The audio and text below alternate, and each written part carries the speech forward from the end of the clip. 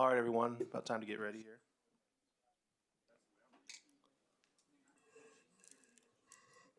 All right, we're going to call this regular meeting to order. We're going to start with our invocation, and Chief Sutterby will do that for us here. Please stand.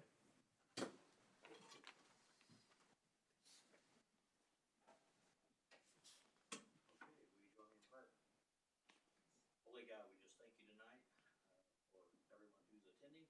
Lord, we pray for your wisdom, your discernment, and your guidance in the decisions that we'll make here tonight, that it'll be the best for our community. Lord, we just thank you for all that you do and for watching out over our community. In your name, amen. Thank you. Now, do the pledge.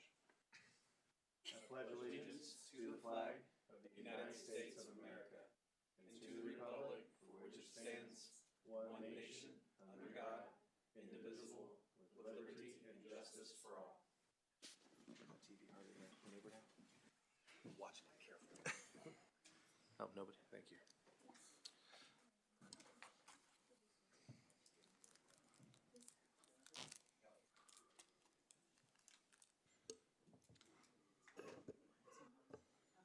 Madam Clerk, could you take the roll, please?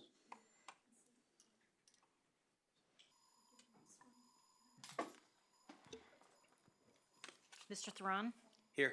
Mrs. Feback? Mr. Grant? Here. Mr. Delgado? Here. Mr. Savage? Here. Mayor, we do have a quorum present. All right, thank you. Next up, we'll have the approval of the agenda. Do we have any requested changes? Yes, sir. Okay. The one on the IT project, the sheet you have is incorrect. The top is IT. Okay. So the motion is wrong, so this needs to be noted. What item number is that? That we're replacing your page with this page. The action is the same, you just don't have the right motion. Is it in consent? Yes. Okay. So how do I say that? The agenda noting the change in the agenda review sheet for that item. So the agenda review sheet for item number, which item is this? Oh, go for it. It's all right. I saw the fantasy over there that I figured. Number 3, So item number 3, we have a new item review sheet. And will this be corrected motion. with a corrected motion? It'll be uploaded to the agenda online at some point, or? Yes. Okay, so this will be public, so everybody have access to it. Okay, so with that change, do we have any other changes to the agenda? Just So- that it says Tri-Century instead Yes. of. Yeah, so the item review sheet on item number 3 will be updated, Okay. and we'll have an updated motion here. But it's part of the consent agenda, so. Do we want to pull it out and just have it as a formal action item? Yeah, why don't we pull that onto Might be formal since easier it's than- changing? Okay. Yeah, and then So we'll we make still that- upload it online so people can see it, but this way, So we'll make it item number 28? let's do that. I apologize that for Mayor, I caught it when I was getting ready for the meeting. That's okay. So we are going to move item number 3 from the consent agenda to item number 28 and have an updated motion sheet that'll be uploaded online for all to be able to review. With that change, do we have any other questions or changes? If not, I'll entertain a motion to approve the agenda as amended. I move to approve the agenda as amended. Second. All those in favor? Aye. Aye. Opposed? Agenda passes 4-0-0. We are now going to move into a public meeting regarding the Spring Hill wastewater treatment plant. And it looks like it's Ms. Abel and Ms. Dunn that will be presenting here.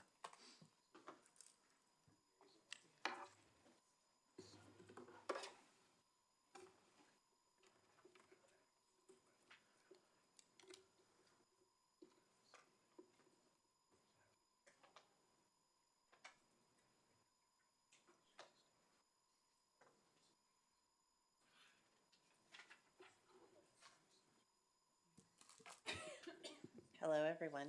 I wanted to take a minute to welcome everyone to the public meeting tonight. This is for the Spring Hill Wastewater Treatment Facility. We've had a lot of discussion about this over the past few years. I'll introduce myself for those that may not know me. I'm Allison Abel, the city engineer here at the City of Spring Hill. So the City of Spring Hill is interested in constructing a new wastewater facility. This is something that's been coming up a lot recently, but in order to do this, the city does need to apply for grants and loans through state and federal funding sources. So one of the reasons we're here tonight is to talk about this a little bit more in detail, and hopefully we will be able to get some of the grant funding that we've applied for, and especially the state and federal loan opportunities that we have available to us, so that that can be less of a burden on the city's budget moving forward. There are several requirements for the state and federal loans. One of them is to host a public meeting to provide more information to the community. Here's the agenda for tonight's meeting. The purpose of tonight's meeting is to provide that background information about the project and how the city determined the overall need for the new wastewater treatment facility. During the presentation, I'll provide a current snapshot as to where we're at in the process. And then at the conclusion of the presentation, there will be an opportunity for the public to come up and provide public comment. We will host a separate public hearing that was also noticed in the newspaper and on our website. That meeting will be held on Thursday, February 26th, so 2 weeks from tonight at 7 p.m. in this room. That's when Rhonda Dunn, our city finance director, will be providing more information about the overall financial side of things. So I'm going to go over the technical stuff tonight. She'll go over the financial budget impact and all of those things, all the numbers, all the great things. So during the public hearing in 2 weeks, the public will have another opportunity to come up and speak and provide public comment. The existing wastewater treatment facility was constructed in 2001, so it's over 25 years old now. It includes a 1.25 million gallons per day extended aeration activated sludge plant. And we also do have some additional capacity in our lagoons that are off-site from our treatment site. The existing plant is currently operating at about 71% of its permitted capacity. With future growth and development, it is projected that we will be at capacity in about 10 years if we continue on with our current growth projections. Spring Hill has been named one of the fastest growing communities for the last 3 years. You guys know about all of the growth that we're seeing. We've got a continual 8% growth over the years.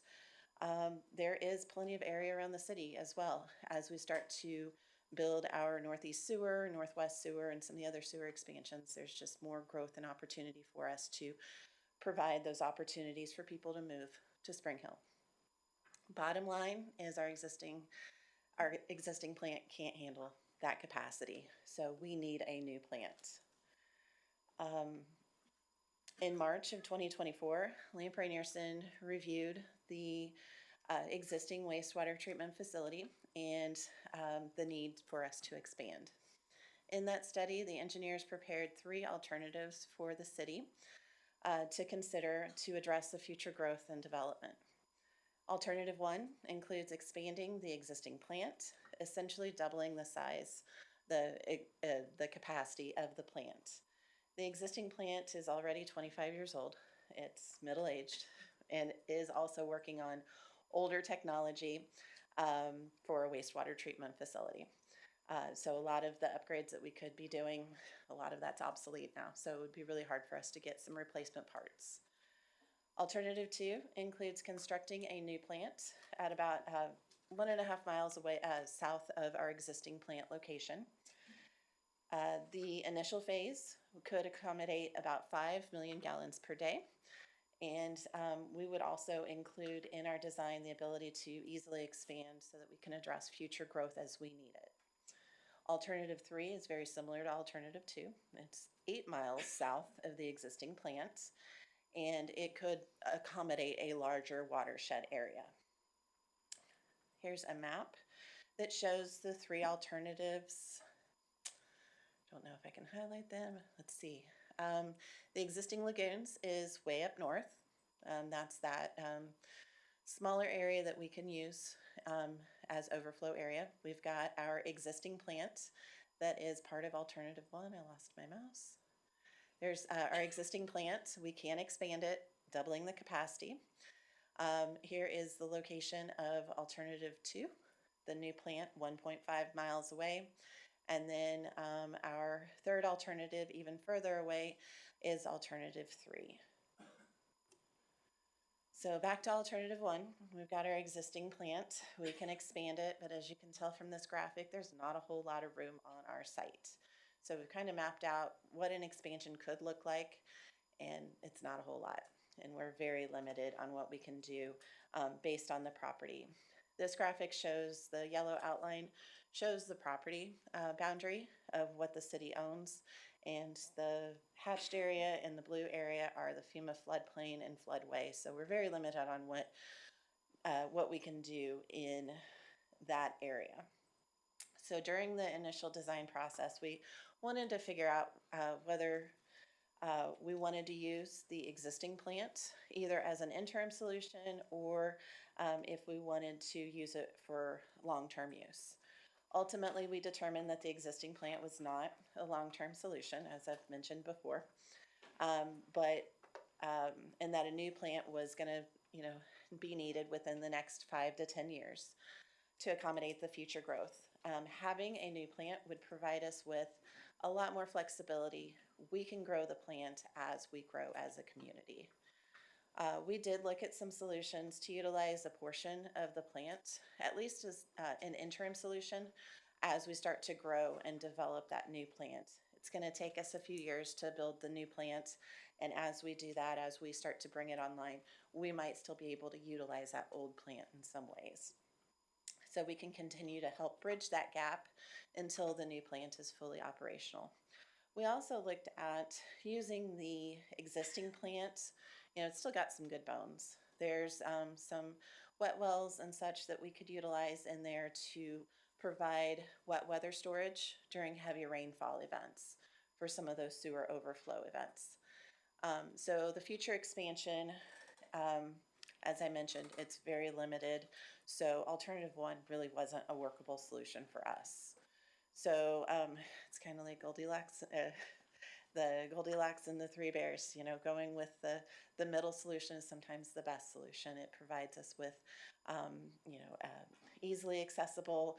We have the ability to expand. So we wanted to find an alternative that did just that. And alternative 2 did that for us.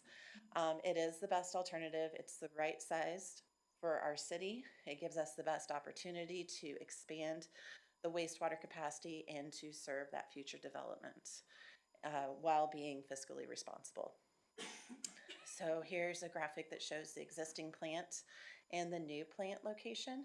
So we reviewed several properties around the area of the confluence of 10 Mile and Sweetwater Creeks. We ultimately purchased 160 acre property located just northwest of the corner of 239th Street and Woodland Road. This property is a great purchase for us, and we were able to get that for $1.3 million. The city engaged Lamprey Nearson to perform an anti-degradation study. It's a lot of big words, but this is ultimately, it's something that's required through KDHE, and it's required for any upgrade or expansion that we do with the wastewater treatment facility. The purpose of the study is to ensure that the additional discharge from the plant doesn't cause any water quality issues at that downstream discharge point. The findings from the study will help determine what the overall design requirements are for the plant, and ultimately it's going to determine what our allowable limits for treatment are for our sewer permit. And we'll work closely with KDHE to figure out exactly what that looks like. The city submitted the initial study to KDHE, the Kansas Department of Health and Environment, for review. They are responsible for the permitting of all wastewater treatment expansions. So as we build new lines in our subdivisions, we have to get that permitted through KDHE. So any sewer upgrade, it goes through the state of Kansas. Once we get further along with that preliminary design that's currently underway, we will update the report and get that finalized, and then we'll receive all that permit information from KDHE. So moving on to a current snapshot of the project. Design build has been around for several years. It's an alternative to the traditional design bid build that you guys are used to seeing on a lot of our projects. Design build has been used when there has been either limited time or limited budget on a project. Well, in this case, we have both. It also gives us the opportunity to work directly with the designers alongside the contractors to make sure that we are value engineering every step of the way and getting exactly what we want and being that fiscally responsible too. Progressive Design Build provides that guaranteed maximum price. So we have our design basis that we're working on right now. Once we lock that in, we will get to a point where we will start that final design. Once we get to 60% design, then we're going to lock in what that maximum price is going to be. So we'll know exactly how much we're going to be spending on this plant before it's under construction. The city has limited resources available on our staff to handle a project this size. So we released a request for proposals to hire an on-call, an owner's representative for the city. That's somebody that's going to work on behalf of the city as an extension of city staff throughout the design and construction phases. They're looking out for the best interests of the city, ultimately. And in June of 2025, the city hired BG Consultants to serve as the city's owner's rep or advisor. And David Hamby serves as our main point of contact for BG, and he has previous years of experience in the engineering and wastewater that he is using specifically to help us out being that owner's representative. In July of 2025, the city released a request for proposal for the design build team. We received notices from 3 different firms, 3 different teams, and the proposals were reviewed and the teams were interviewed, and we contracted with, in October 2025, the city contracted with Crossland Heavy Contractors to start the design for the new wastewater treatment facility. We entered into a professional services agreement initially so that we could start that design right now because time is of the essence with this project. We are currently working on getting under contract with a traditional design build agreement. The team also includes engineering expertise by Black & Veatch, Lamprey Nearson, and GBA. And they're all our on-call engineers. They've all got previous experience working for us on city staff and working on city projects. There are several people in the audience today to help support me throughout this effort. They've been a great asset to the team. We've got Dalton Foster from Crossland Heavy Contractors and Nathan Grawl from Black & Veatch and John Shellhorn from Lamprey Nearson here today. So if you guys want to take a minute, stand up. So anyway, it's been great working with these guys. We've been working together for 4 months now, and it's kind of a seamless transition. So I look forward to working with them for the next couple of years. It's kind of like a marriage. You got to make sure you like each other, and I like them. At the beginning of the process, the city's visited several wastewater facilities in the metropolitan area just to, see what we like, see what we don't like. This exercise provided us the opportunity to see the plants in action, to see them during operations, and to talk with the operators themselves to find out exactly what they liked, what they didn't like in their plants, and what lessons learned they had that they could share with us. We received valuable feedback about the various plants. We plan to use that feedback as we design our project. After contracting with Crossland Heavy, the city staff discussed, we had a goal setting exercise at the beginning. We discussed our short-term goals, our long-term goals. We talked about operations and maintenance and what that looks like.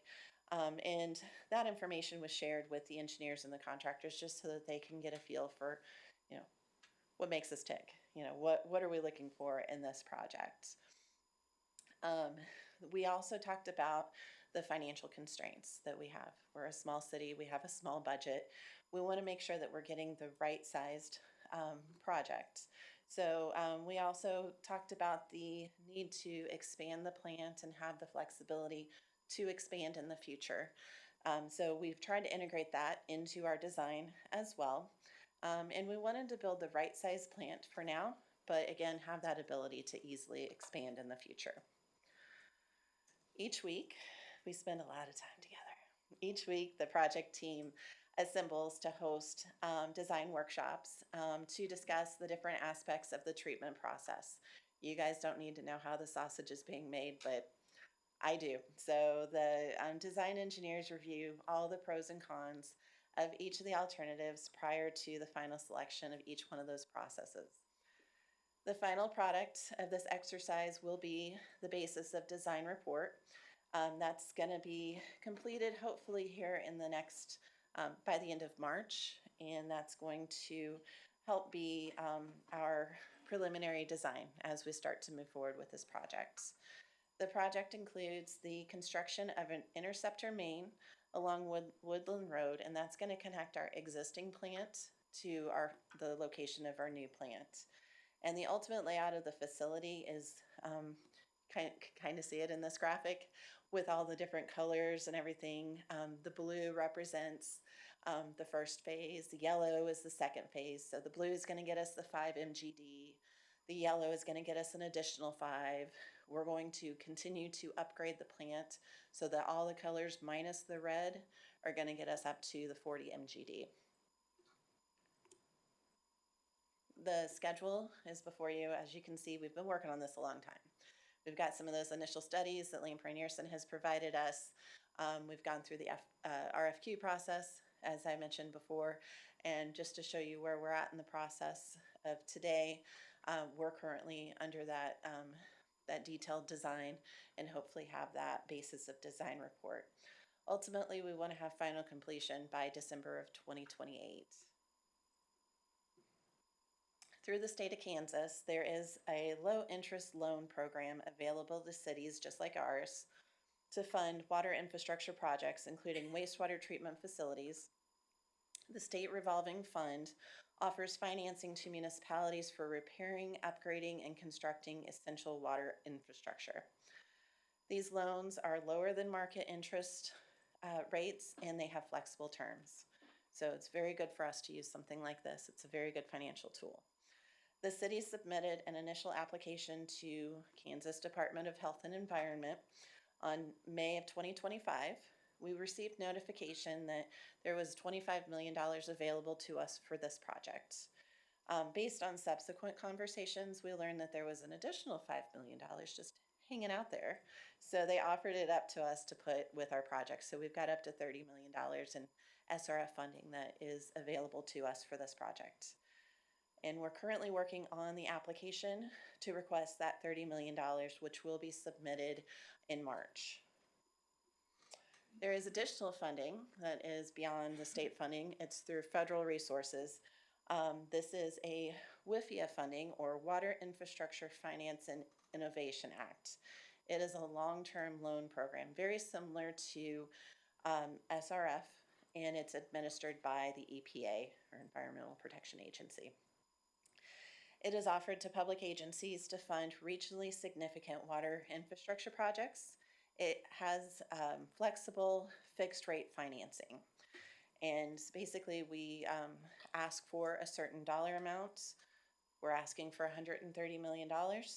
We will get exactly what we need for the plant. So if the plant ends up costing us $120 million, we will only take out $120 million and pay interest and fees on that amount that we take out, even though we may be approved for much more than that.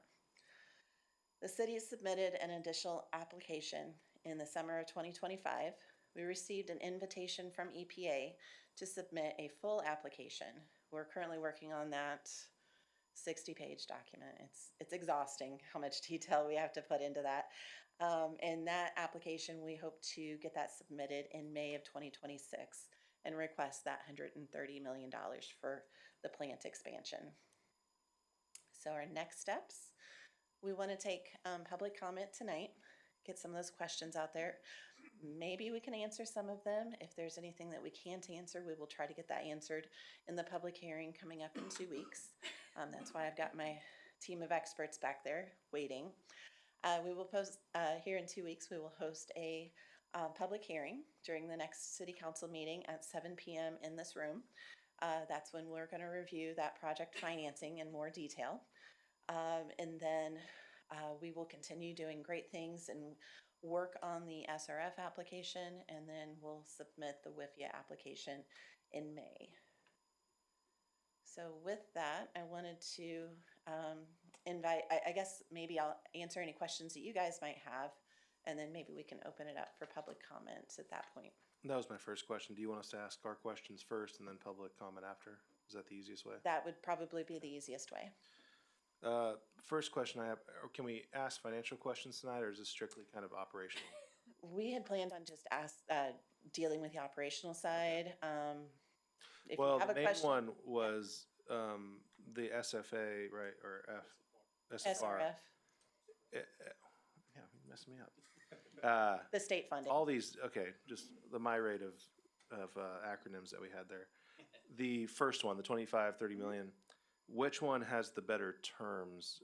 And this might be a Rhonda question. Which one, like, will we want to go with that smaller loan first before we tap into the federal funding?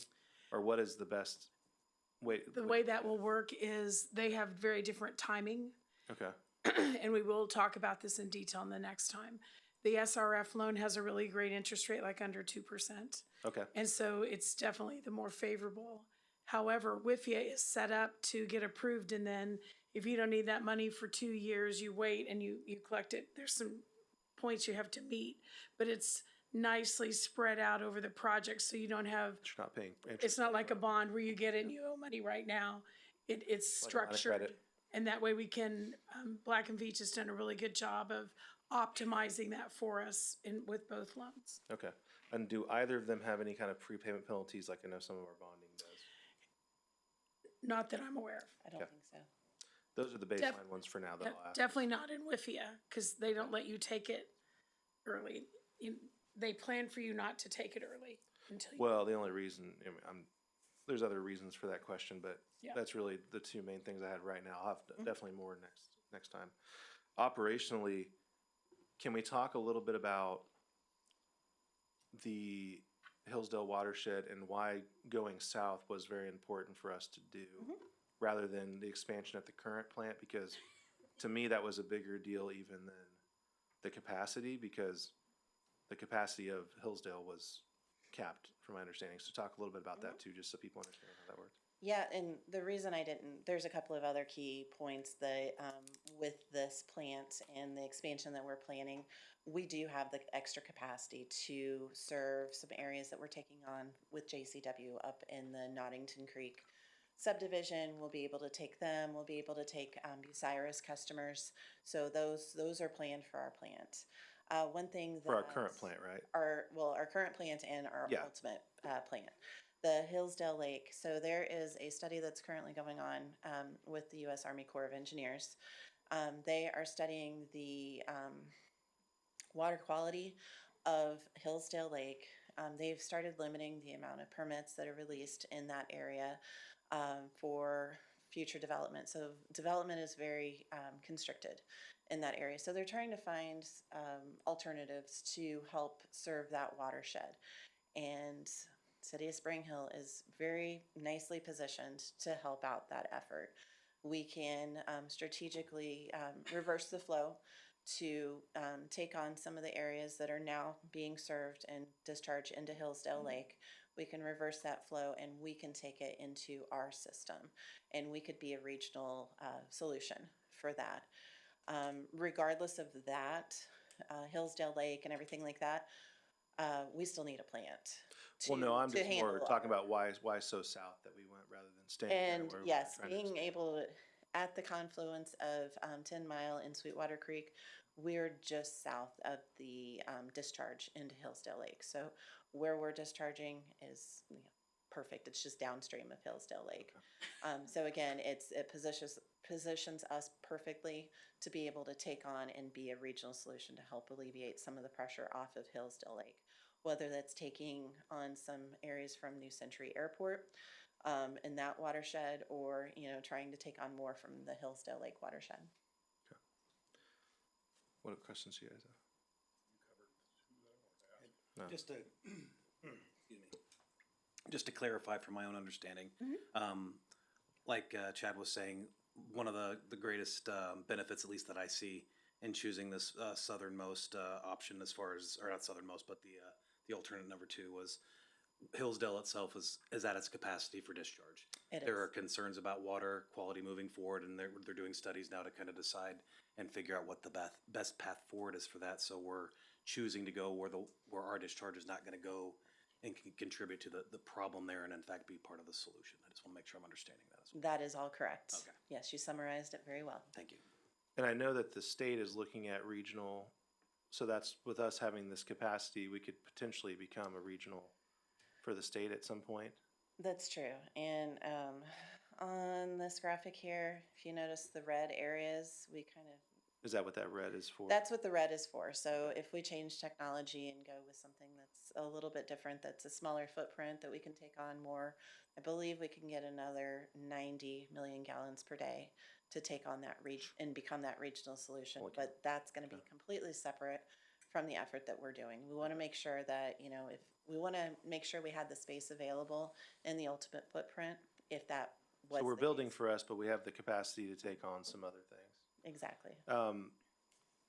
25 years doesn't seem like a heck of a long time to be completely out of the game technology-wise. Was it a lack of us improving over the years, or was it just, is this plant going to be obsolete in 25 years? Actually, I would like Jacob to share his thoughts on the existing Schreiber plant, because I know. Up his eyes just bulged. He doesn't want. I know. He's got some strong feelings about the existing plant, and I Okay. think that hearing it straight from him would Yeah, be very no, helpful. He has a good job of breaking it down too. So. Yes, he does. Come on up and talk, though. Come join me.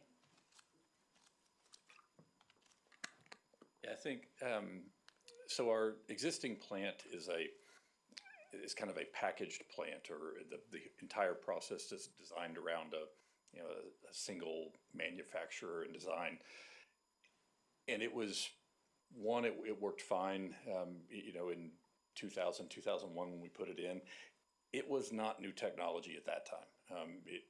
In fact, it was a long way from new technology at that time. It is also technology that is very much impacted by cold weather. It's a style of treatment plant that is much more prevalent in areas south of here and much warmer climates. So cold weather presents a lot of additional problems that makes expanding that plant somewhat problematic, and also that current footprint. At the existing plant, we would be limited. We could double that. That's as far as we could go with space there. Doubling that at our current growth rates, and that's not taking into account any big new single user or group of users, but just our normal residential growth.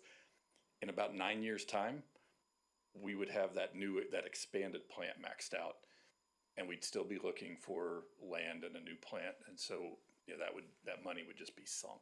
So rather than investing tens of millions of dollars into that 1980s, 1990s technology, we feel it's much better to position ourselves for the future.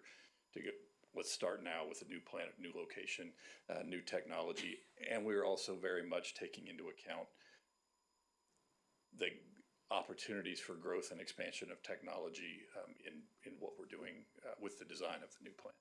Yeah, the growth in technology, or the growth part makes sense. The technology is what made me nervous when we're only 25 years in. If we're that far behind to where it's not even, it's kind of obsolete now. I want to make sure whatever we do here is not in the same boat in 25 years that we're looking at. I don't assume that you will. I just was trying to find out what happened and why we're in that position now. Sure. So, So as far as longevity goes for me, what kind of an estimate are we getting from our design crew as far as how long are we going to be able to rely on our new plant moving forward? Well, Google helps out a lot because I was curious about this as myself. So I'm going to say 40 to 50 years is kind of your average lifespan. I'm going to look back at Nathan to see if is that good? You want to come on up? Yeah, come on up. Come on up. This is a family show. We're just gonna call everybody up. I am.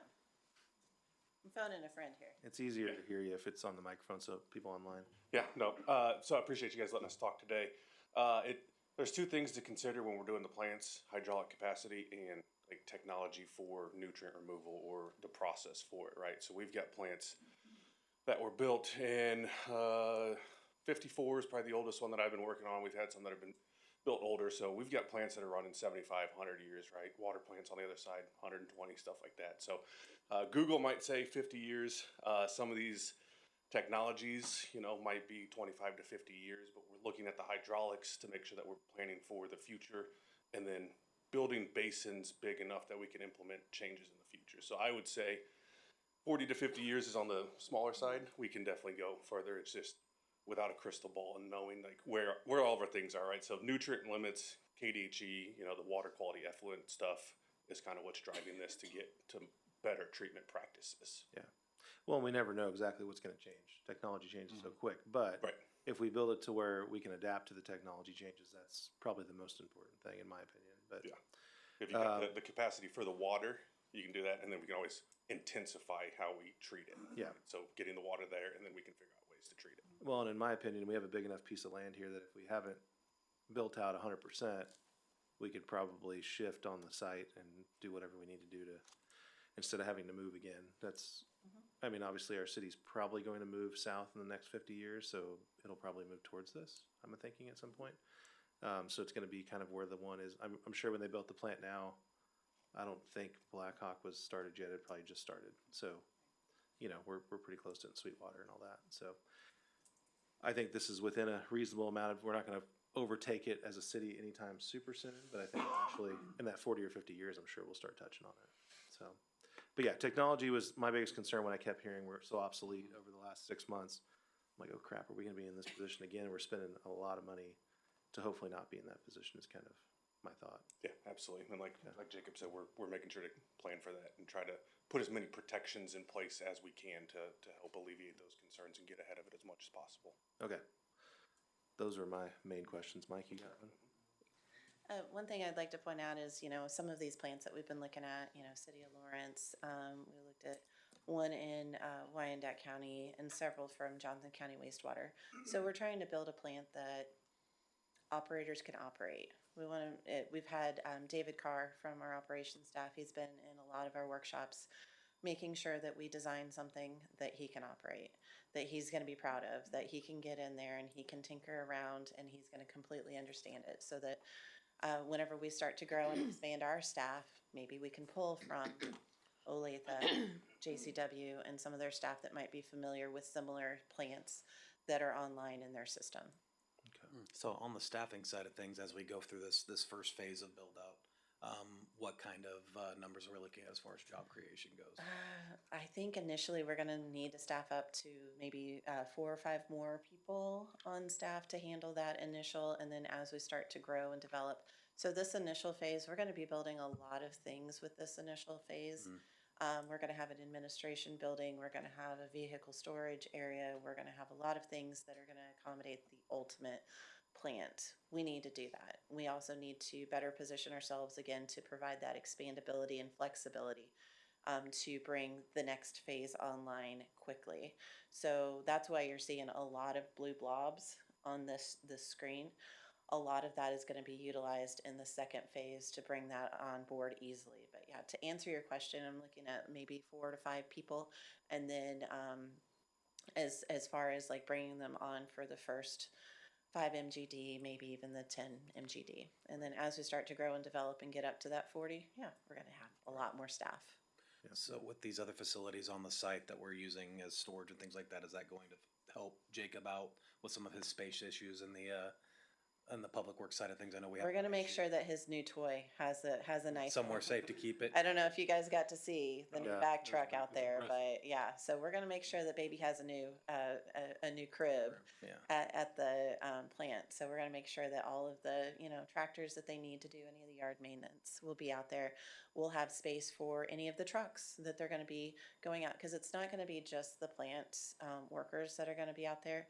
As we start to grow and develop our conveyance lines with the sewer lines, we're gonna need people to go out there and maintain those sewer mains, the gravity of the force mains, the lift stations and all of that. So this is gonna be their main point of operation, their control center. We're gonna have a laboratory, in the admin building. We're gonna have, locker rooms, laundry facilities, all the things that they're gonna need on a daily basis. But yeah, each of those buildings serves a different, purpose in each level of process, whether it's, the initial phases all the way through the final clarifiers and the UV. So each little shape on there has its own purpose. And the most northern side, I'm assuming, is where the admin office and everything is. Yeah, so your northern side up there by off of Woodland is gonna be, let's see, yeah, that's gonna be where your you can kind of see it in this. Oh, here. Yeah. To the far right. Yeah, to the far right, that's gonna be, at the entrance is gonna be on the north side there, and that's gonna be your admin building as you come in. So that's gonna be where the prettier buildings are gonna be.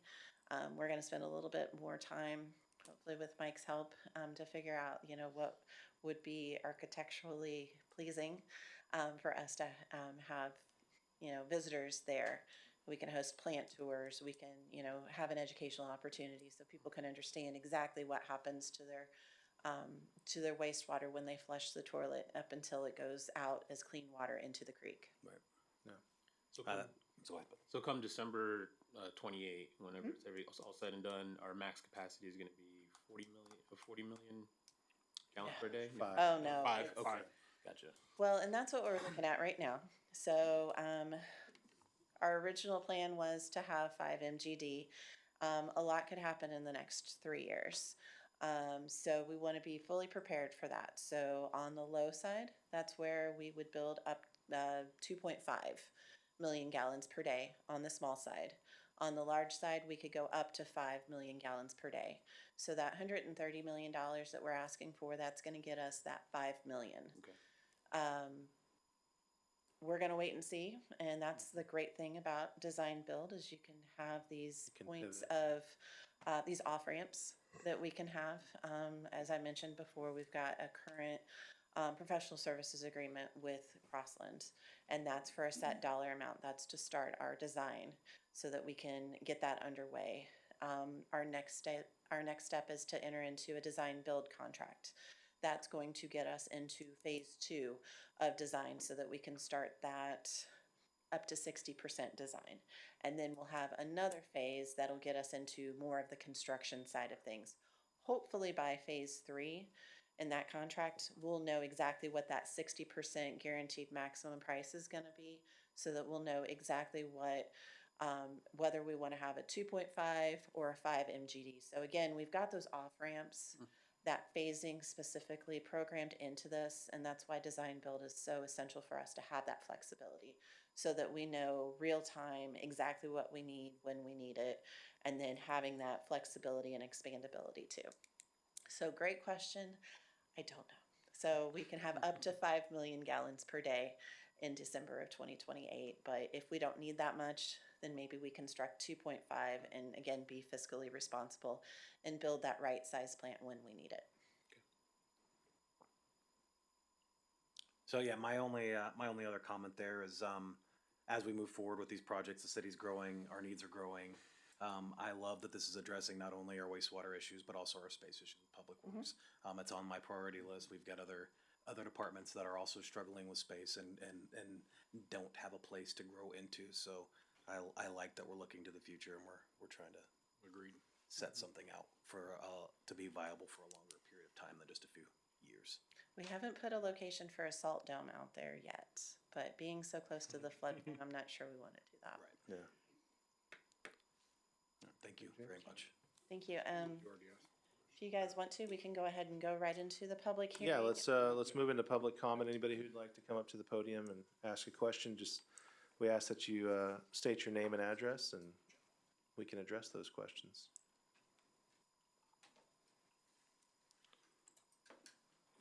Come on up, yeah. I figured somebody would finally come up. Way to break the ice. Break the ice. My name's Pat Ross. I live on, East Hill. Okay. So, Pardon me, can I have your full address? 316 East Hill Street. Thank you. So you said on the gallons deal, so if we're gonna do it, why, is there gonna be more, like if you start out on the low side and then all of a sudden you need more, will that be an additional cost to add on to that, like 5 million?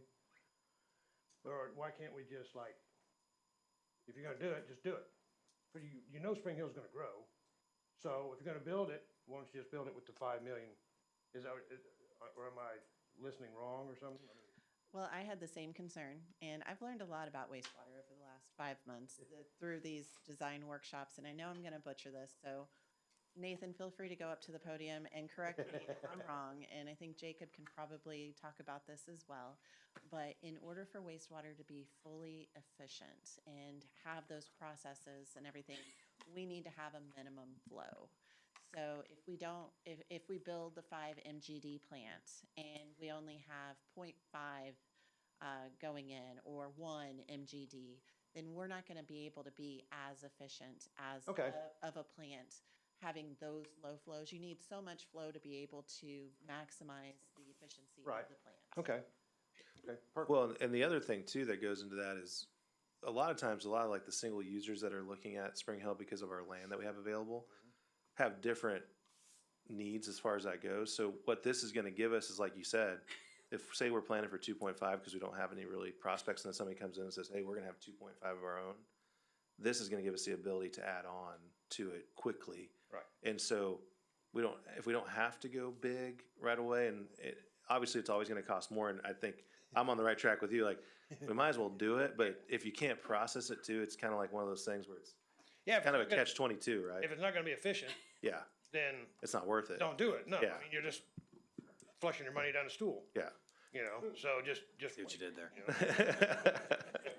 And one of the things that we are looking at is exactly what you're saying, building the 5 MGD and having it being able to be basically valved off half of that. Oh, okay, that's smart too, yeah. So we're gonna look at, we've been discussing that, looking at what's gonna be the best fit, but if we can do that, that gives us the opportunity to immediately take on additional users as they come to us, and still meet the efficiency requirements of the flow. So those items are being discussed, so that's a very good possibility that it'll be either 2.5 or 5. That's a good thing. I didn't even think about that, so, good thought. Yeah, but if we could take a full half it. Yeah, and, cap it off or whatnot. Any other questions out there from the public? Going once, going twice? All right, we are going to close the public comment section. Is there anything else that we need to go over through this, public meeting? No? All right, thank you, Allison. I appreciate the, presentation, and thank you for coming up and speaking, everybody. Well, definitely, this is early on in the process. As much as it looks like we're about halfway through, it's still pretty early. And like she said, we have these off and on ramps so that we can slow down if needed, we can speed up if needed. But I know they've been good partners so far, so thank you for everybody. I know you're working real hard on this.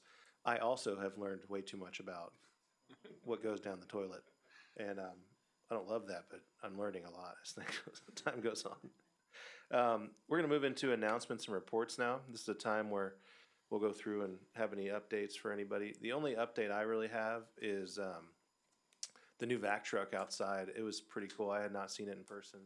I'm excited. I'm gonna try and go out with the guys and see how it works here in the next couple weeks. Lane has a great idea of making me use it and get mud all over myself, so. I like it. I'm just gonna call it mud. I don't know what it is. It's cleaning out certain areas that may not be mud. Just mine. Just mud, man. But other than that, I don't really have any announcements, reports. It's been a first couple weeks have been pretty eventful so far. And it's been pretty fun. I'm excited to have everybody up here. I think this group that we've got is really excited to do some things. We've done couple different work sessions, and we're gonna continue to do that. We are working on finishing up our, comp plan. So as these work sessions come up, Jenna does a good job of posting them online. They are open meetings, so when we have a work session with, like, say, the planning commission and so forth, the public is welcome to come and be there. And we'll try to even take, comments at some points in those too, so that we can get everybody's input, okay? So thank you, and, PJ, what do you got for us? Well, I was gonna bring up the work session, so I don't have anything else to mention or report. Ivan? Just a quick question, Jacob. Monday, nice sunny at 76 degrees. I saw Lenexa painting some lines. Were we able to do anything for Dayton Creek yet, or? No, I did not plan for that one day of great weather. Didn't get that scheduled. Gotcha. My other question is, I talked to Lane, Chief, do the officers here have key cards to get into this building in case an emergency happens?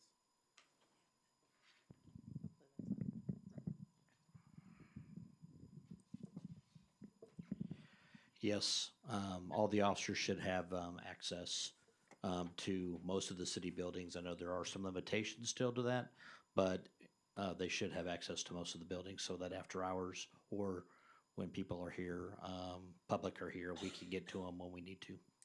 Okay, good. Yeah, that was an issue that I had whenever I was an officer, we couldn't get into this building. So I'm glad to hear that they're able to get in there. The next couple of months, I'm going to be going to all the departments. I kind of want to talk to all the employees that are there. So I'm just giving you guys a heads up. I don't know when I'm going, but it's going to happen the next couple months. So that's all I have today. All right. I don't have anything new. All right.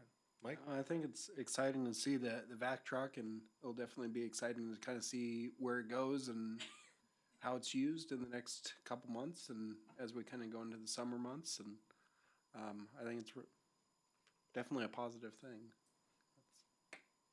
All right. Lane, anything for us? No report. Mr. Lau? No report. Chief? One thing I have heard tonight is our newest officer, Robert Gant, graduated from the police academy last Friday. So he is out in field training. We hope to get him done with field training and on his own by the beginning of May. So that's an exciting new addition back at our station now, and you'll see him out on the streets. Thank you. Mike, I think it's what, second, third meeting? What do you got for us? A whole bunch, right? We have no report now. Ms. Abel? I know you've heard a lot from me tonight, but I've got one update for you guys. 199th Street, the contractor's working really hard on trying to get some of the storm sewer pipes in. During our progress meeting this week, they brought up they're going to be working on, some of you guys know that there's a bit of a drainage issue there at the roundabout that's happened for years. Anytime water flows across the road, then it ices or slimes or something. So we're trying to fix that with the 199th Street improvements. Okay. So the contractor's going to be out next week to bore underneath the road. That's going to cause very little impact. It's not going to cause any impact to the road itself. That's why we're boring underneath it. It is going to, they're going to need a little bit of space to do that. So the inside lane is going to be blocked off. They will be able to keep one lane of traffic open at all times. They've guaranteed that to me. They've also, they want to be very aware and have been very aware of school traffic since it's right there next to the high school. So they're going to wait to start construction until after school is in session in the morning. And then they're going to try to have everything buttoned up at the end of the day before school lets out. So we're trying to be very aware of the peak traffic that we have right there before and after school. And we'll get this communicated out to the public as well as to the school district so that they can let the parents know what's going on. That's why I wanted to bring it up tonight so that the 3 people that are watching online can get it out to their friends that there may be some traffic. There may be some construction work at the roundabout. They'll still be able to get through there. They've guaranteed that there will be one lane of traffic open at all times. Hopefully we can do that and provide a safe work zone for the construction workers. Yeah, the only thing I would say is during that time, as long as we can communicate with the school district to let them know that people are late or whatnot, not to knock the kids, because I know my kids have gotten there and they're like, oh, there's something going on, I can't get there, and not everybody knows, so everybody be a little bit patient with everyone else in that scenario, so. Yeah, we appreciate your patience with all of Yeah. this. We have had representatives from the school district in our progress meetings so that they're aware of what's going on and can ask the contractor the questions. They've got the contact information of the contractors, so we're trying to engage the school district as much as we can. Okay, great, thank you. Ms. Dunn? Water One, if you haven't seen the world's greatest public information officers post to Facebook today, Water One was here in the building, signing up their new Spring Hill customers for online accounts and answering questions and things like that. And they had quite a little run of business here, and Glenda jumped in and worked with them as well, and just wanted people to be aware that their Water One has resources to help them get signed up for accounts. But there is no action required. You will get a bill from Water One in March, and you don't have to do anything unless you'd like online access and to sign up for auto pay and some things like that. And will their first bill be a 2-month, or will it be a 1 month? It will be 2 months Okay, it'll be 1 month because we billed them January. They'll get billed for February in March. all right, that's one thing to keep, maybe we put something out about, this first one's only gonna be 1 month, but going forward, it's every other month, cause I know it's a little bit different for most people, that they go every 2 months, so. Glenda? I'll keep my day job. But I don't. She no longer wants to work on the billing side. She's, And it does or the signing up. creative mind, so She it was does. fun. But Yeah. All right. Thank you. Ms. Jones, no report. I have one for you. They're starting to do interviews for the pool and stuff like that, so I think that's fun to see the kids come up here and interview. We had some good ones this week, so if you haven't already, apply for the pool. Those are open. Well, the only No? one that's open right now. Just supervisor? Was the supervisor. We took it down because we got enough applicants. Okay. for it. We will be posting in the next week or so the remaining positions, so yes, be on the lookout for that. So yes, be on the lookout for the remaining positions at the pool. All right, Jacob. Just following up on the comments with the sewer combination truck that was outside earlier tonight. We took delivery of that yesterday. Staff, went through training on the operation and maintenance of it. We're still working out all the final details of tags, title, insurance, those things. As soon as we have all of that in place, you'll see it along with fresh new Spring Hill, City of Spring Hill decals on the side. And then Mayor will get you in there. If you were feeling like you learned more than you wanted about what goes down the toilet, you might want a second think. I know, I was voluntold, I think. But the last thing, Kristen's not here tonight, but I'm gonna bring it up because she usually would. 191st Street, I think we had a little bit of updates there, as far as funding goes at least. I can if you want. Okay, so we had a meeting with KDOT about a week and a half ago to review some of the major comments that we had. And, we wanted to get some questions answered about some of the funding and figure out exactly how we wanted to proceed. Because we had two different opportunities. We could move forward with this as a city project and give back the $2 million that they were graciously giving us for the project. So we decided that we can just wait a couple more months and get the $2 million. So we're going to move forward with that. We're actively working on getting those plans updated to KDOT standards, and we'll be getting those resubmitted to them here soon so that we can get those under review and have I think we plan to have that out for bid this summer, like July is the earliest that we can take it out to bid. So we're moving forward with that, and then we are going to be hopefully moving forward with 183rd Street because that's our next priority intersection, putting in a signal at 183rd Street. And I'm very hopeful that there might be some funding available. If there's funding out there, I'm going to go for it. Speaking of funding, one update I forgot to mention. I do have this in your weekly update too, but I wanted to mention it. There is a transportation alternatives funding source that's out there through KDOT. It's got a very short time frame. So, it is funding that is available for pedestrian improvements. So it's gonna be sidewalks, pedestrian bridges, non-motorized, paths, basically. So no roads, nothing like that. So, I'm thinking South Street would be a good candidate for that. So I will be before you, in our next, city council meeting, looking for authorization to apply for that. Literally the next day is the deadline to get the initial application submitted. So I'll be back before you to do that. Like I said, it's a pretty short turnaround, but this is open to us. We're uniquely qualified for this because we are a non-urban area within the Mid-America Regional Council area. So we're part of the regional, municipal planning organization that is MARC. But technically, since we're south of 175th Street, we're part of the rural section. So we're taking full advantage of that. So Might as well. hopefully that's some additional funding that's available to us. Yeah, that'd be great. Did we officially receive that 800 and some thousand for that 191st project yet? The federal funding? Yeah. We have not received it. We've received preliminary notification that we have been awarded the 850,000. So, there's typically several month process before we get the paperwork. It'll go through whatever agency approved it. It'll come to us. We'll have to bring back probably documentation to the governing body for approval, acceptance of that award. But yes, there's $850,000 that has been scheduled to come to us in addition to the $2 million from KDOT. So Yeah. that's gonna pick up a large portion of 191st Street. Yeah. And this one's for you, Jacob. On that new vac truck that we got, is there somewhere you're gonna start? I mean, is there a plan that we already have for that, or places that need it more than others? Yes. So we've got a few hot spots, so to speak, and they're recurring spots that we have to.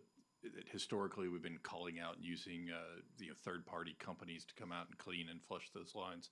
So we will start there and then get into a regular rotation. Our plan, and I think with one truck and our staff, the size of our city, our goal is going to be to flush and clean a minimum of 20% of our mains in any given year.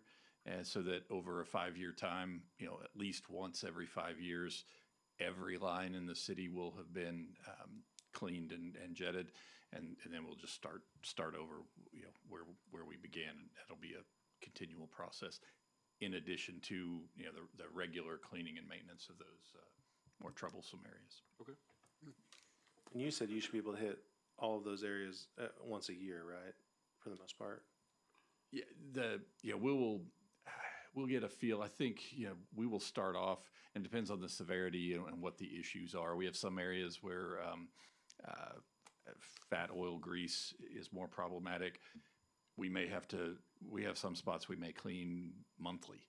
We have some that may be quarterly, but just routine, no issues, everything is good. General preventative maintenance would be once every 5 years. Oh, okay. All right.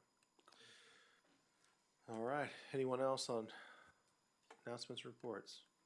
All right. With that, we'll move on to citizen participation. We didn't have anybody sign up, but if there's anyone who'd like to come up and speak, it's a time for anyone to talk about any issue on the agenda or not. So I don't think we have anybody here. We'll go ahead and move on to the consent agenda. We had a little bit of a change there at the beginning, so we'll look at a motion to approve the consent agenda minus number 3.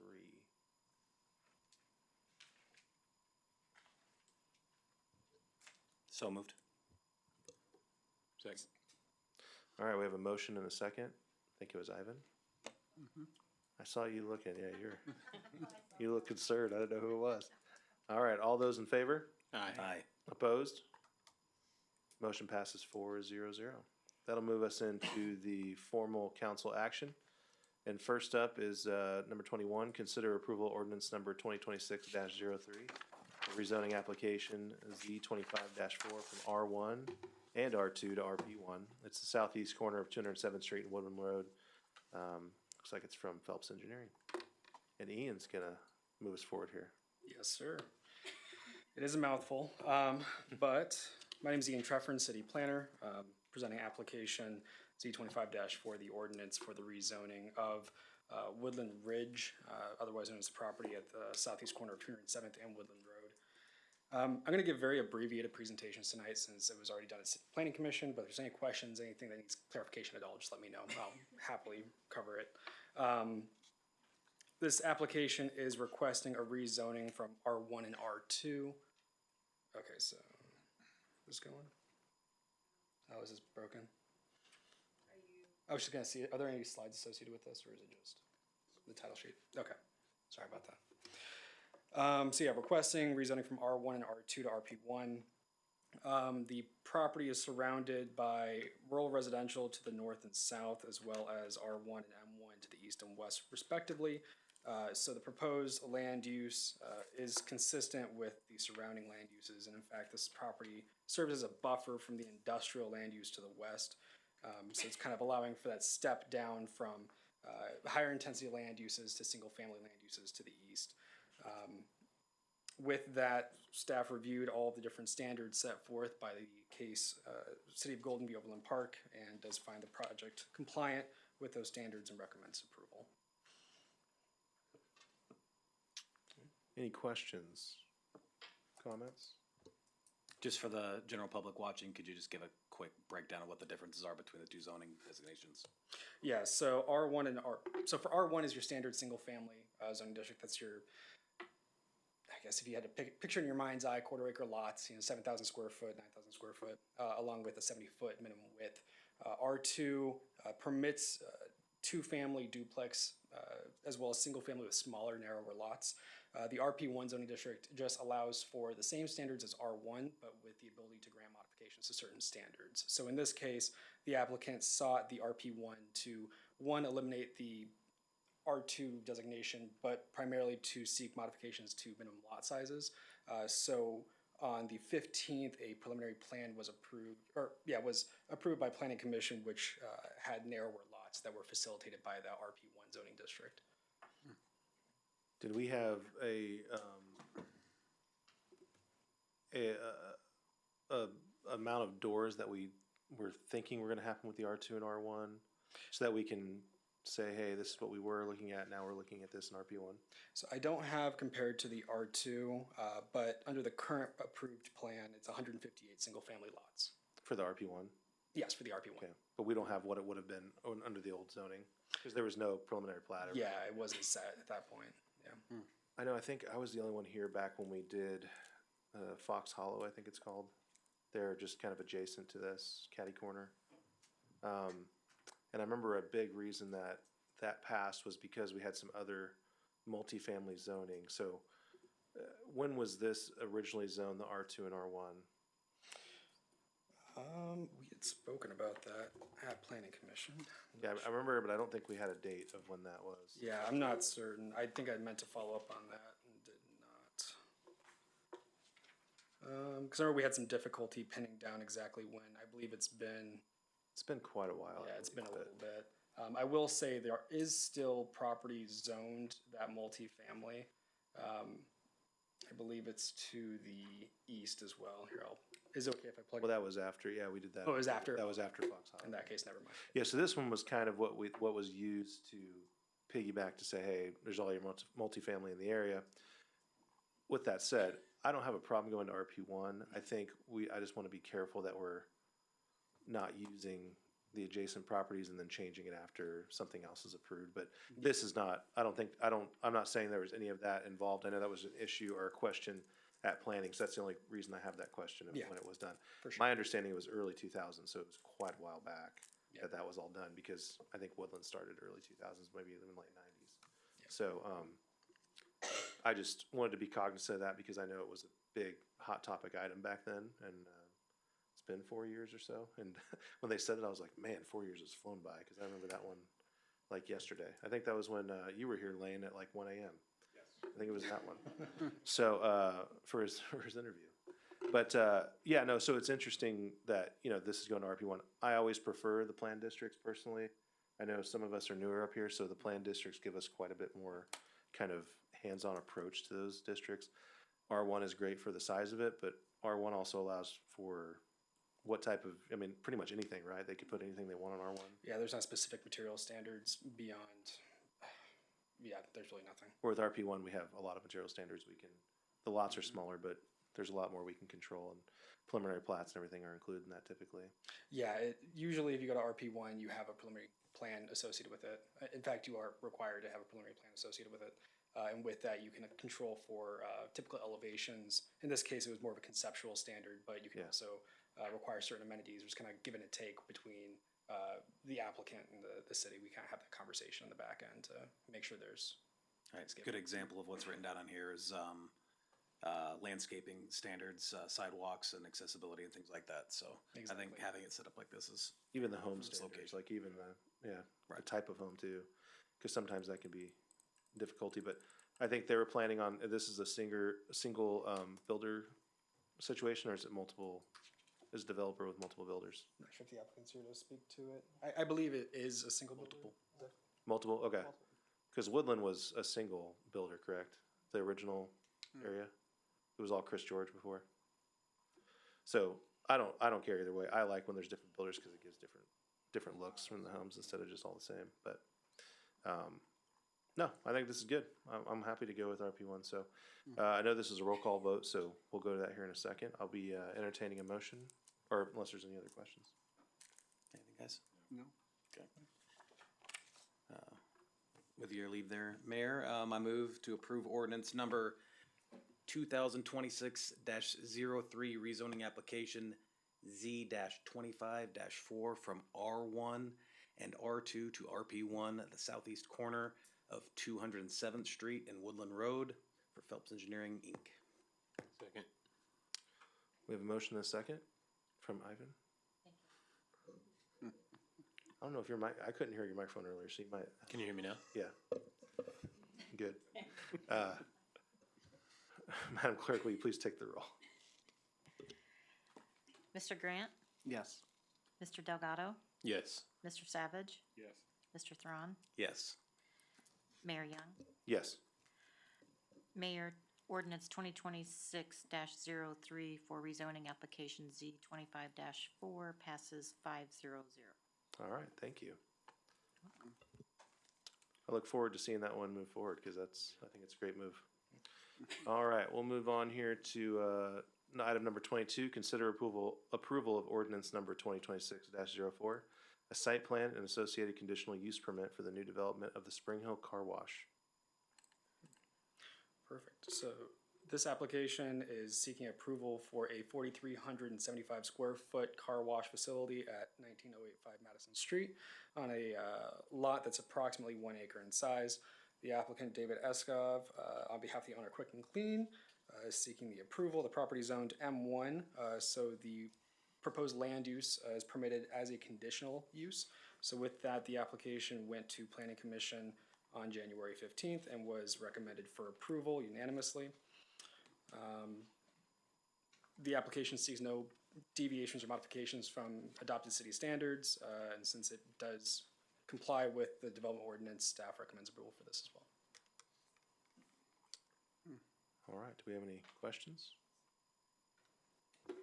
Correct me if I'm wrong, but if we do decide to put a interchange right there on is it 191st and 169, we would have to purchase that property and that car wash would be no more. Does the owner know that that's a possibility? To that so much as If there was an interchange put in there in the future, depending on the type of interchange that's put in, if it's a cloverleaf, they would take up probably about an acre, probably about 3 to 5 acres on each corner. I don't anticipate KDOT wanting to do that in the next 20 years.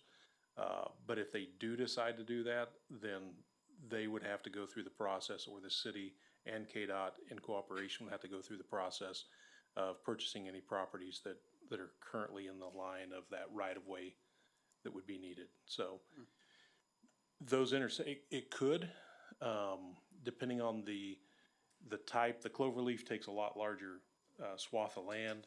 The other option is to go with a more of a concrete structure where the bridge and the concrete walls go up, where you don't have the slope coming down. That'd be more like 223rd Street then? Yes. Yeah. So the difference though is you go from about a $25 million project to about a $35 to $40 million project. So there are options. Some of those, the footprint would shrink. That would just be something we'd have to address at that time.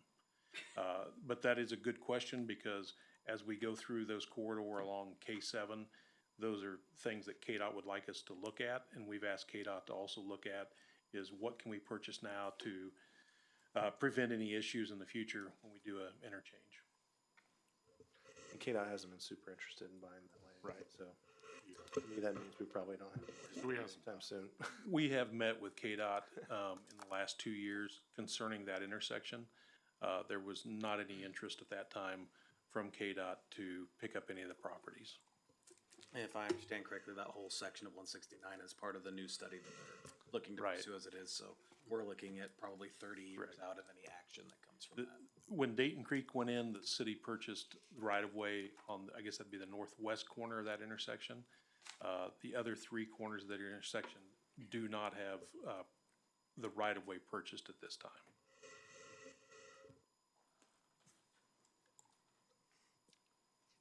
And are these, just looking at it, are these self-use stalls or is this a single drive-through with employees and then you come out and I believe it's about, tunnel and then you vacuum on your own? yeah, it's a single drive-through along with the vacuum stalls. Is it gonna be manned with people or is it kind of the kind that's just a self-use? I can't speak to that. Okay. Yeah. I just couldn't tell by the pictures. Okay. Yeah. All right.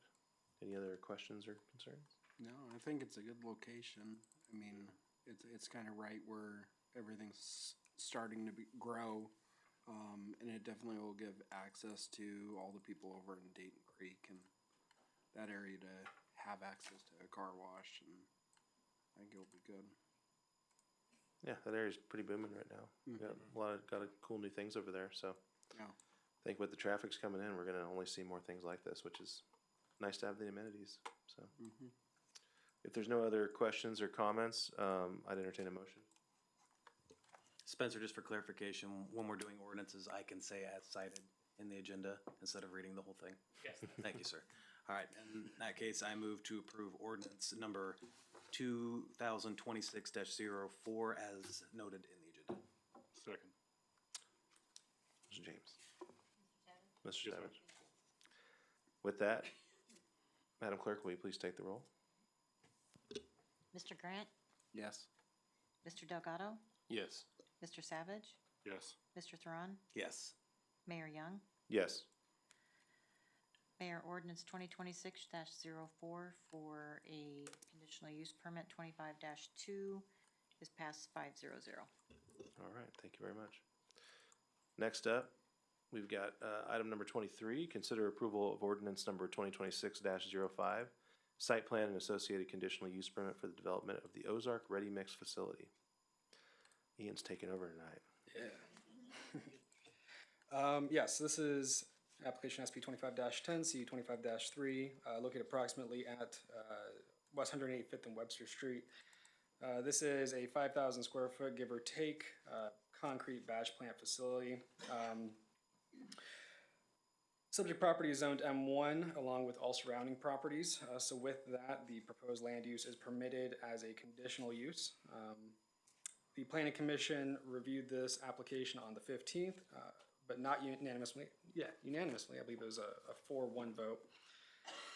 Major takeaways from that meeting centered around the photometric plan and how lighting was going to be arranged. The project has lighting mounted at a maximum of 30 feet in height with cutoff lights kind of pointing downwards. The photometric plan showed 0-foot candles at all property lines, so spillover lighting is not present. In terms of traffic, staff consulted with an on-call traffic engineer to determine whether or not a traffic study would be required for this facility. And based off volume, it was determined that would not be required, so it was not requested of the applicant. We can have Allison speak to that if necessary. Kind of overall technical details of the project. It is comprised of 3 buildings, one 3,200 square foot maintenance building measuring about 24 feet in height, a 55-foot tall plant measuring 1,250 square feet, and a 600 square foot office building measuring 24 feet in height, all of which are constructed out of pre-finished metal material. Overall, though, the project does meet all development standards. It seeks no modifications from our adopted ordinances, and with that, staff recommends approval as well. The only question I have, I know it meets all of our requirements and everything. What's the reason that we have to do a conditional use permit? That's just how our land use, it's not a table, but our ordinance has it set forth as a conditional use, just outright in Okay. a batch plant facility. Yeah. All right. And what is, I know there's a lot of talk about the difference between this and what we currently have over there as far as use, and I know the user spoke to that, they actually go to that facility already multiple times a day, so I think a lot of that truck traffic will be more in-house now rather than coming in off the highway, it sounds like. So what's the difference between the two types of plants that we're gonna, this compared to what's already there? This is more of a ready mix, correct? Is that? Yeah, I'm gonna let our applicant speak. Okay.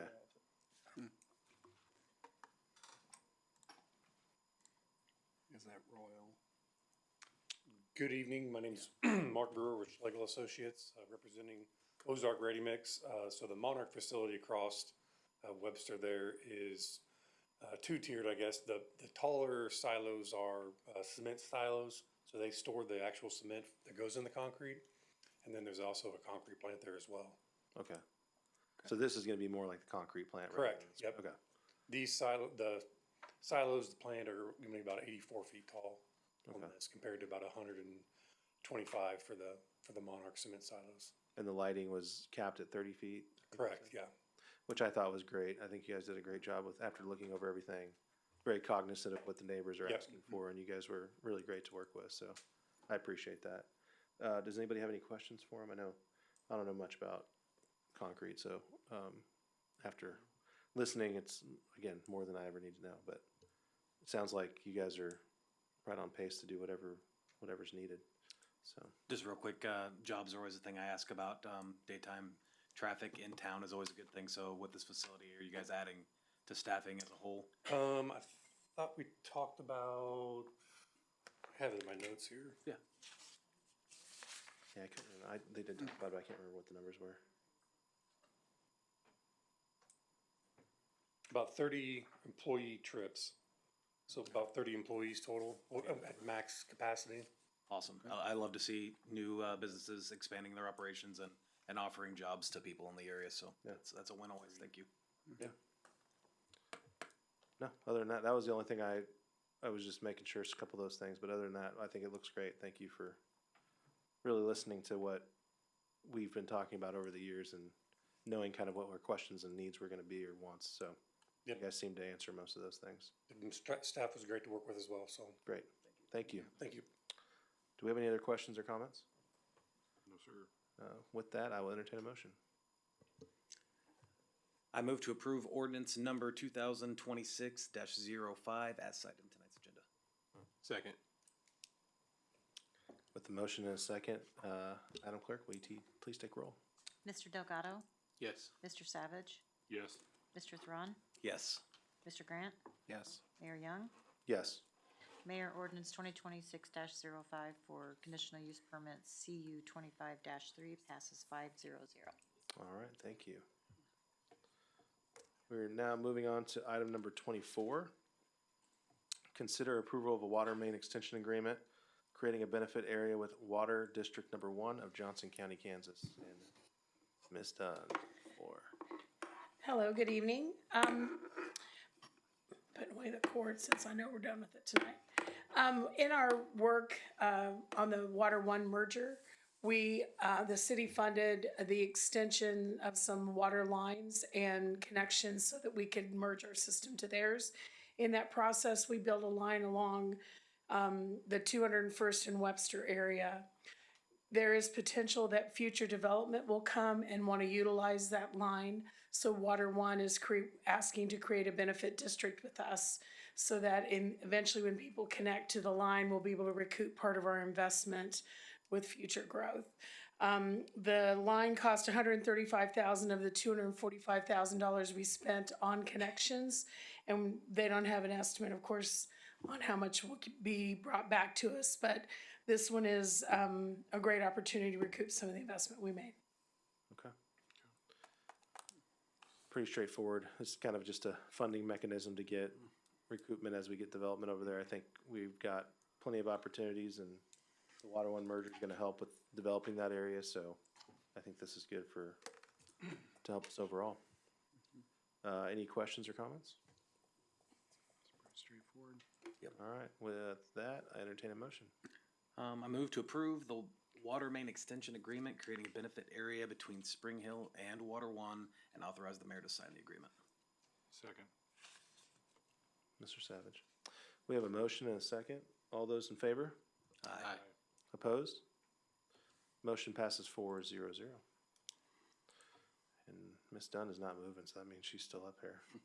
We're going to number 25. Consider approval of resolution number 2026-R-02, adopting the audit policy first edition 2026. Thank you. Each year we have an audit performed as required by statute, and we've never written a formal audit policy. This policy isn't revolutionary, it's what we've been doing. We're just putting it down in writing. This is adopted by resolution and will be updated as needed, but anytime we can turn to the auditor and say this is what we expect to get done. It assigns responsibility within the city, with the city administrator and myself for getting the audit completed and following the policy, if you will, as well as the cooperation of other directors to make sure the audit gets completed as it should. It's kind of a housekeeping item, but it is a resolution and requires a vote of council. All right, anything that formalizes the process and keeps us on track, I think, is a good thing. Yep. So, any comments or questions? Nope, I like seeing a standard set, so not only can we hold ourselves and other people accountable, but our citizens can hold us accountable too, so this is good. Agree. All right. With that, I'll entertain a motion. I move to approve resolution 2026-R-02 as cited in tonight's agenda. Second. Mr. Savage. We have a motion and a second. All those in favor? Aye. Opposed? Motion passes 4-0-0. Not going anywhere. She's still here. She's not moving. Moving to item number 26. Let's see here. Oh, I just messed myself up. All right, next up, consider approval of resolution number 2026-R-03, adopting the capital asset and small equipment policy first edition 2026. Similar thing as the audit policy, we're formalizing how we handle capitalization of assets as well as small items. We have been using a policy of capitalizing things at $2,500, which is really low. And so we want to bump that up to capitalizing at $5,000 and expensing things in the current year for smaller things under $5,000. It also talks about when we capitalize infrastructure projects, and we don't do many small infrastructure projects.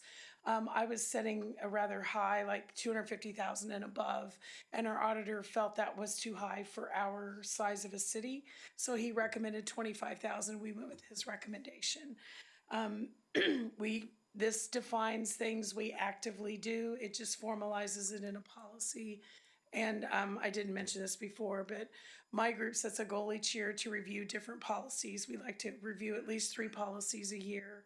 Not necessarily write new ones, but make sure we review and adopt a new version of an existing policy each year so that we're up to date. These are things that impact our credit or bond ratings. They like to see us having formal policy in place about things like this, so this all contributes to that. Can you explain what capitalization is? That means that something that you buy have a shorter time life cycle. Say a lawnmower, for example, it may be worth 5 years. And then you may have a street you build that is worth 10, 15, or 20 years. So an asset that doesn't have a very long life isn't capitalized. It's just a normal expense, and it's paid out of the current year's activity. But things that have a longer life, you want to capitalize those or put them on your books, depreciate them, show them as an asset and increasing the value of the city in assets. And this policy sets how we'll do that. Like if we buy some art never depreciates, things like that. So it defines how we will treat different assets and their values. And we're just raising the cap on that because things cost more than they did. when Yes. Probably put together.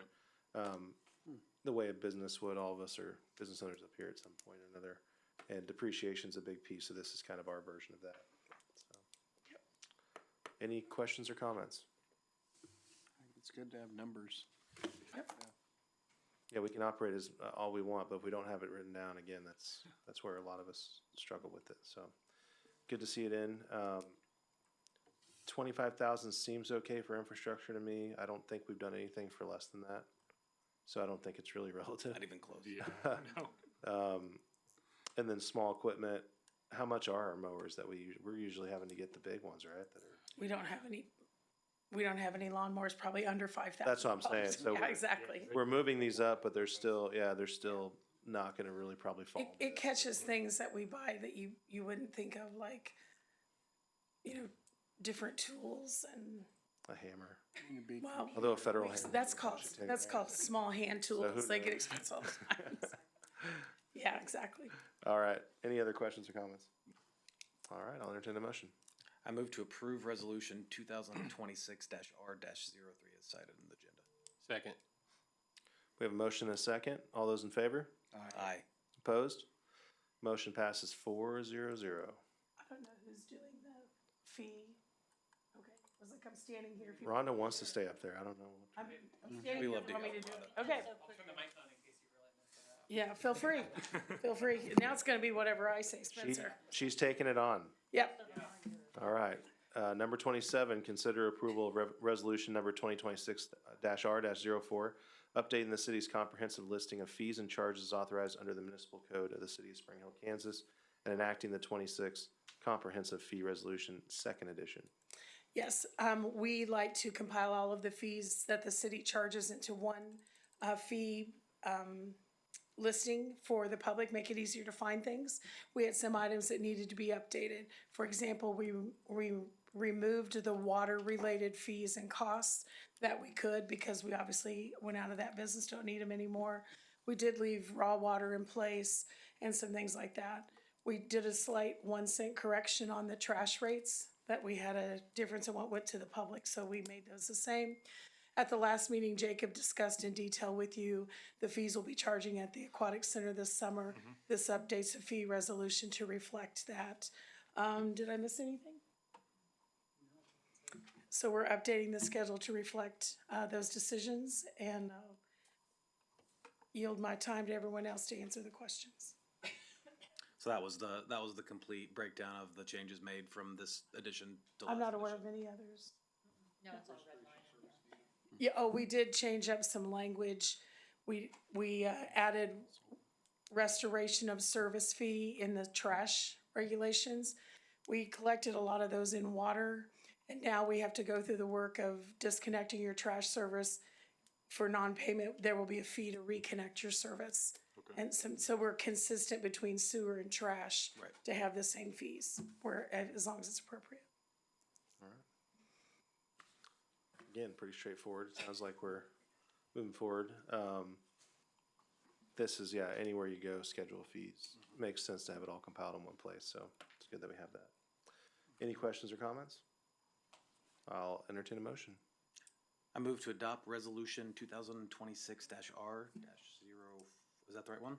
Yeah, 04. Sorry, I'm gonna start over. I move to adopt resolution 2026-R-04 as cited in tonight's agenda. Second. Mr. Savage. We have a motion and a second. All those in favor? Aye. Opposed? Motion passes 4-0-0. Let me see that real quick. Yep. We are going to, we added number 28 at the beginning of the meeting.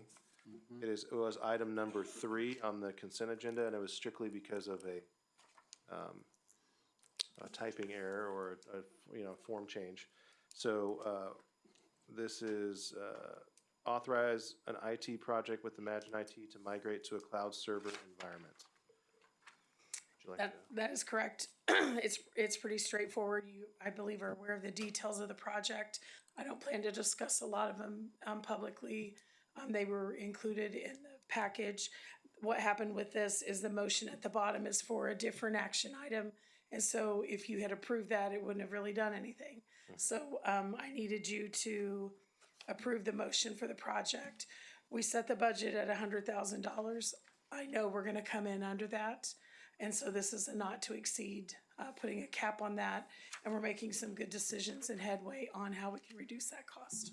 All right, great. Yep. We have the updated motion here. Any questions or comments? Entertain a motion. I move to authorize the migration project with Imagine IT in the amount not to exceed $100,000 and authorize the mayor to execute the documents. Second. We have a motion and a second. All those in favor? Aye. Opposed? Motion passes 4-0-0. Who had more tonight, Rhonda or Ian? You guys, Rhonda? Yeah. She moved a lot quicker. Mine were not as Yeah, exciting.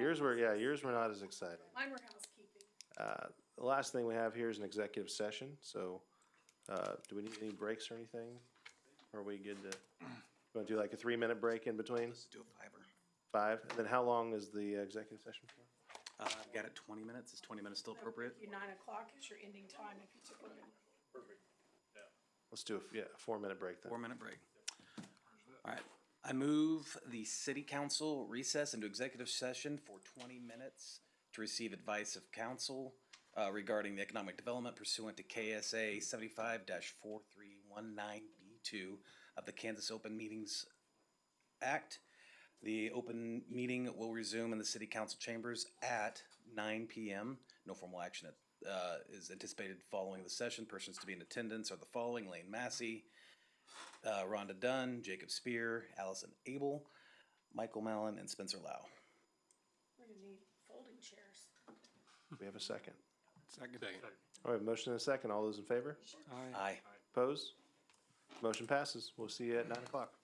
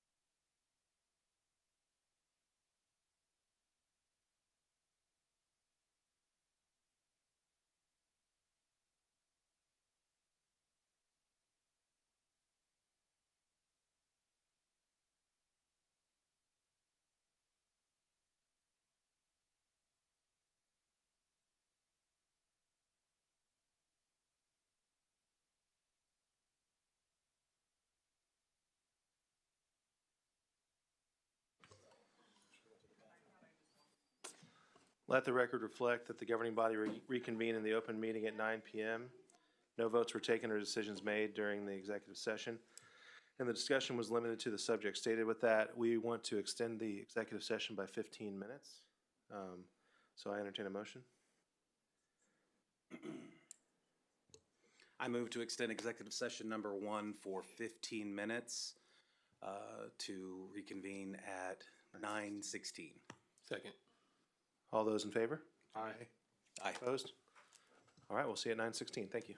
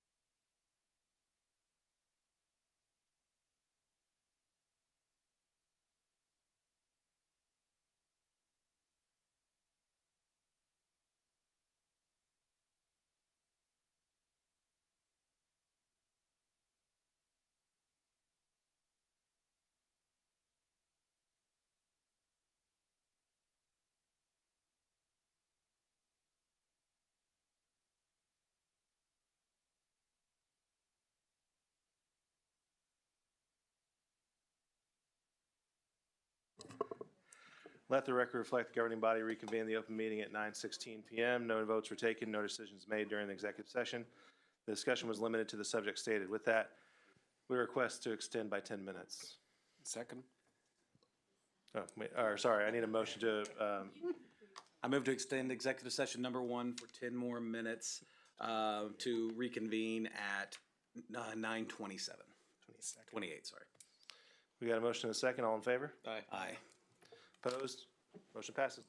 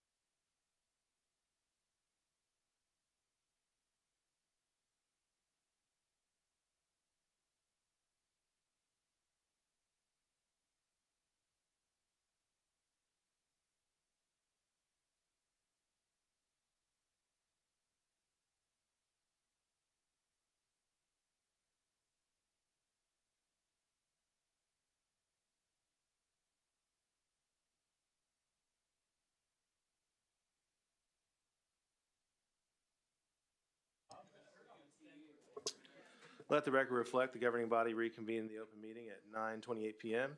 No votes were taken or decisions made during the executive session. Discussion was limited to the subjects stated. That puts us here at the end of our meeting. Do we have anything else that anybody wanted to bring up before we adjourn?